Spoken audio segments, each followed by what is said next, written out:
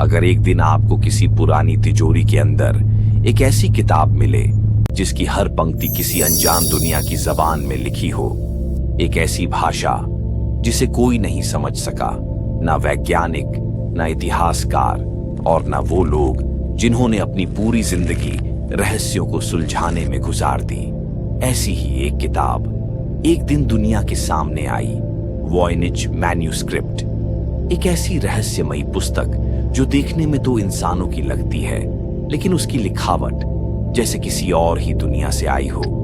साल था 1912। एक पुराना किताबों का व्यापारी विल्फ्रेड वॉयनिच इटली के एक सुनसान मठ में पहुंचा, जहां दीवारों के पीछे धूल से ढकी एक किताब पड़ी थी जो अब तक के सबसे बड़े रहस्यों में से एक बन गई। और अगर आपको भी ऐसे ही अनसुलझे राज सुनना पसंद है तो अभी लाइक करें और सब्सक्राइब करें हमारे चैनल को, क्योंकि आगे जो कहानी आप सुनने वाले हैं वो आपके सोचने का तरीका हमेशा के लिए बदल देगी। एक ऐसा संसार जो हमारे लिए नहीं था। वॉयनिच ने इस किताब को दुनिया के कई विद्वानों को दिखाया।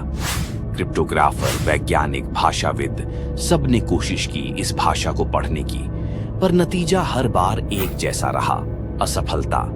ये किताब इतनी रहस्यमयी थी कि कई लोगों ने कहा ये किसी गुप्त पंथ, सीक्रेट कल्ट की किताब है। कुछ ने कहा ये किसी खोए हुए सभ्यता की भाषा है, और कुछ ने तो यह तक कहा ये किताब इंसानों की नहीं, किसी दूसरे ग्रह की सभ्यता की है। वैज्ञानिकों ने जब इस किताब के कागज का रेडियो कार्बन परीक्षण किया तो पता चला ये 15वीं सदी यानी 1400 की बनी हुई है। सोचिए, 500 साल पुरानी किताब जो आज तक कोई पढ़ नहीं पाया। हर पन्ने में कुछ न कुछ ऐसा छिपा है जो मानो किसी को बुला रहा हो, पर जब कोई उसे समझने की कोशिश करता है तो वो सिर्फ उलझता चला जाता है।